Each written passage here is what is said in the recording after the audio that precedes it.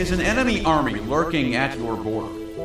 Do you need help making sure the harvest comes in strong? How about that pesky neighbor who was always out front to needle you? Then we have a solution for you. Here at Donkey Consulting, our one-of-a-kind team can assess and correct any and every conflict you have. Our experienced leader, Balaam, has divine power to bless or curse any person or group. And we have testimony from throughout the Mediterranean world that whatever Balaam says does indeed come to pass. The power to change your life is just a phone call away. Prophecy for any price point. One-time fees or payment plans available with incredible financing. Get the blessing you deserve. Find the curse you need. Donkey Consulting, a Balaam of Pure LLC, all rights reserved. Thanks to our local vocal talent, Jeff Bossert, for being the voice of Donkey Consulting. King Balak of Moab was desperate. The people of Israel had been marching through the land on the way to the promised land. They had defeated the Amorites and the people of Bashan. They had arrived on the border of Moab, and they had asked for peaceful passage through the land on the way to the Jordan. But Balak was no fool. He knew that this peaceful journey could be an attack in disguise. So he refused passage to the Israelites and readied the army. But he knew from their numbers that his army would be unable to defeat them. Balak needed divine power. And there was only one person who could guarantee him success. Balaam of Peor, the outsider, known to all the neighboring nations. So Balak swallowed his pride, and he sent emissaries to Balaam. When they arrive, Balaam greets them, and they say to him, "A people has come out of Egypt. They have spread over the face of the earth, and they have settled next to me. Come now, curse this people for me, since they are stronger than I. Perhaps I shall be able to defeat them and drive them from the land. For I know that whomever you bless is blessed, and whomever you curse is cursed." Balaam has them wait overnight while he awaits a word from the Lord. And the Lord, who shows up this time, is the God of the Hebrews. And God tells Balaam not to go with these men. The people of Israel are to be blessed, not cursed. So the next morning, Balaam tells them that he's not going. They give that information to Balak. He decides that perhaps Balaam is just playing him for a higher fee. Everybody's got their price, so he sends greater dignitaries with more money back to Balaam to try to hire out his services. Balaam refuses to go with them again, but he goes to sleep that night, and the God of the Israelites shows up again. And this time God says, "Go with the representatives of Balak, but only say what I command you to say." So the next day, Balaam gets up and he goes with the people. But God knows this shyster's reputation, because immediately after Balaam takes off on his donkey, we read that God's anger was kindled against him. God doesn't like this Balaam. God doesn't trust this Balaam. God needs this Balaam to know who the source of his divination is. This divination that he has exploited for his own fame and personal gain. And so the great and almighty seer is blind to an armed angel who blocks his path. And so his donkey turns away to protect his master's life, and Balaam strikes him. This happens 3 times. Eventually, after the 3rd time that the donkey protects his master and endures his whippings, Balaam cries out, "I wish I had my sword with me right now. I would take it and I would kill you right here on the spot." At this point, the donkey speaks and says, "What have I ever done to you?" And Balaam's reply, "For you have made a fool of me." What's Balaam's concern? His image, his reputation, his name. If his facade of expertise falls, then he's done for.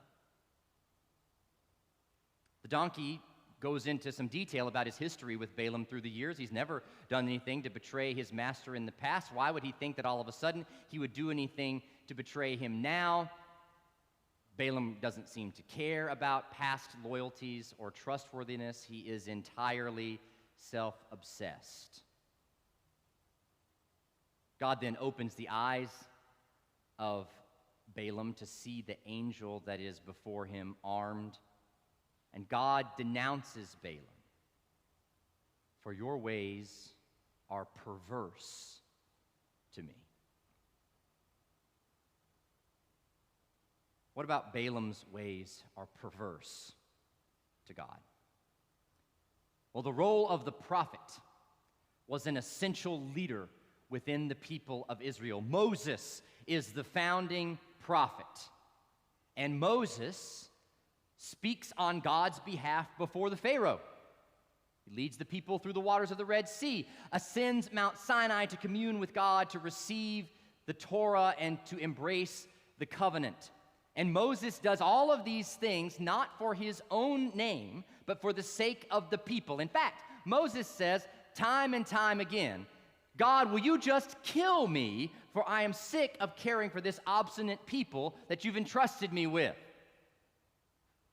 He doesn't want the role. He gets tired of being the bad guy, always having to correct everybody and re-explain to them the ways of the covenant and how to live together in peace. Moses does not take his divine connection and use it for his own profit. He isn't a seer for hire. He doesn't market his services to any nation who needs them. Moses belongs to Yahweh. Moses speaks for Yahweh. Moses is to care for the particular people of the covenant that God has entrusted to him. It is perverse for someone to have the gift of divine seeing and to use it to promote their own name, brand, wealth, or image. When Balaam finally arrives at Moab, he does the opposite of what King Balak wanted. He ends up blessing the Israelites and cursing Moab. The Israelites take the land and proceed on to the Jordan and the Promised Land.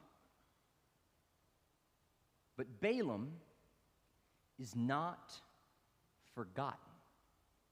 This story is remembered over and over again throughout the Scriptures. You hear about it when describing international relations with the Moabites and the Ammonites. It's always going to be a testy affair with those bordering nations, because you remember when King Balak of Moab hired Balaam to try and curse the Israelites. You can never trust a Moabite. That's their tension. Comes up again in Joshua, when Joshua is recounting all the deeds of salvation that God has carried out. There is, in that litany, God taking Balaam's mouth and using it to bless the Israelites instead of curse them. But the ultimate example, perhaps, where this story is remembered is in the words of the prophet Micah. Micah's hundreds of years after this story. And in Micah chapter 6, verses 3 to 5, the prophet says, "O my people, what have I done to you? In what have I wearied you? Answer me, for I brought you up out of the land of Egypt and redeemed you out of the house of slavery. And I sent before you Moses, Aaron, and Miriam. O my people, remember now what King Balak of Moab devised, what Balaam, son of Beor, answered him, and what happened from Shittim to Gilgal, that you may know the saving acts of the Lord." God is speaking here, reminding the people of how God has provided for them throughout the ages. And right there, alongside liberation from slavery And that great sibling leadership team of Moses, Aaron, and Miriam, we have this story when God used Balaam to bless Israel instead of cursing them. It is that important of a work of God to overcome this perverse for-profit prophet. Now, my guess is this is not 3 verses from Micah that you memorized as a child. You've probably never heard them read before. But right after recounting this moment with Balaam, the prophet takes on the voice of the people of Israel, responding. If God has freed us from slavery, if God has provided leadership in Moses, Aaron, and Miriam, if God has defeated Balak's evil plot by changing the speech of Balaam, then what is our response? The prophet writes, "With what shall I come before the Lord and bow myself before God on high? Shall I come before him with burnt offerings, with calves a year old? Will the Lord be pleased with thousands of rams, with 10,000 rivers of oil? Shall I give up my firstborn for my transgression, the fruit of my body for the sin of my soul? He has told you, O mortal, what is good. And what does the Lord require of you but to do justice and to love kindness and to walk humbly with your God?" A true prophet of Israel behaves in the exact opposite way of Balaam. Micah is showing us the contrast. A true devotee of the covenant of God does not live for personal gain and acclaim. Instead, you live for the sake of justice. Work with integrity, fair play, looking out not just for your needs, but for the needs of the suffering and the oppressed. A true devotee to the covenant way of God does not obsess about their own reputation and whip their donkey when they're embarrassed by him. Instead, the true prophet practices kindness, honors the contribution and the commitment and the need for that donkey, and also lifts up any of the other forgotten and lonely shadow dwellers who most everybody else overlooks.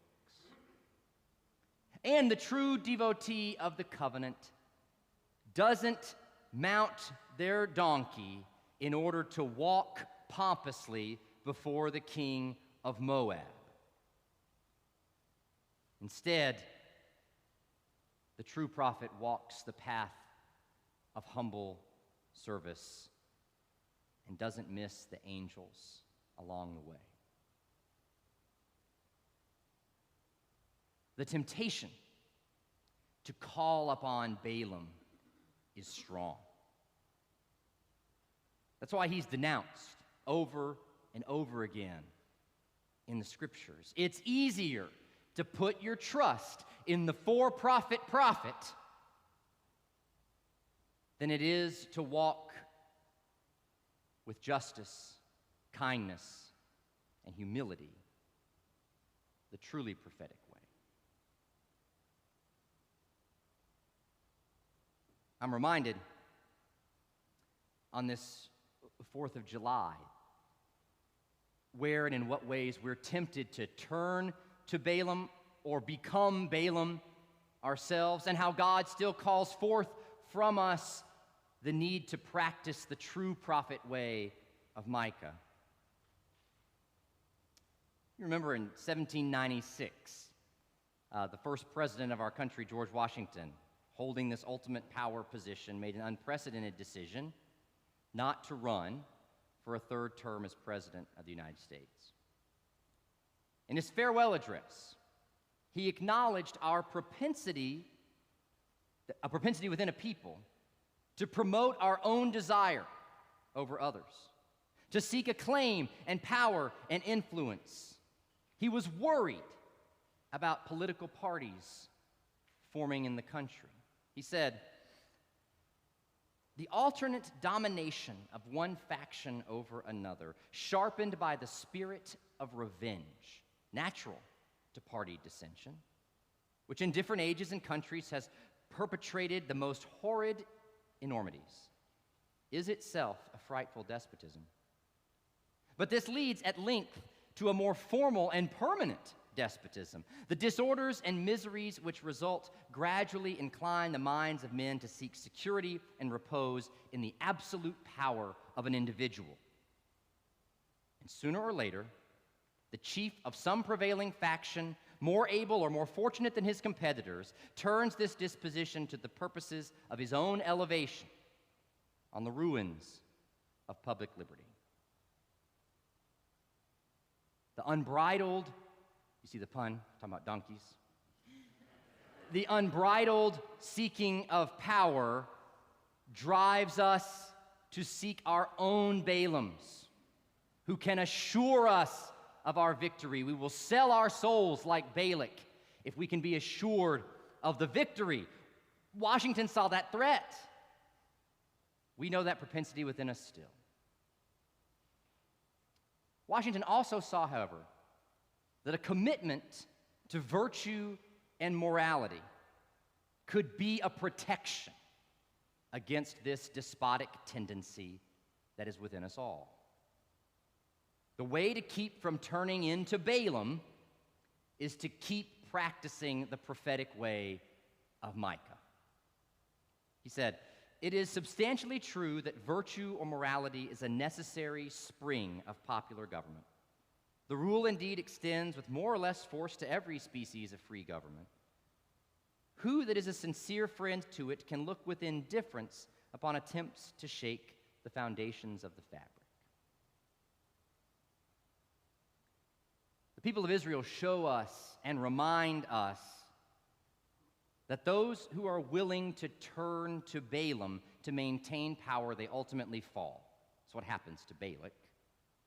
Those who are willing to become Balaam in order to promote their own name, image, power, and acclaim are remembered as perverse villains throughout the annals of history. That's how Balaam is etched into the stories of Scripture eternally. This is not how God's name is known or how just, righteous, and peaceful living is maintained. So may we drop the whip and embrace the covenant. Justice over opportunism, kindness instead of abusive power, humility as the alternative to bluster and bravado. That is our way. Let us walk in it.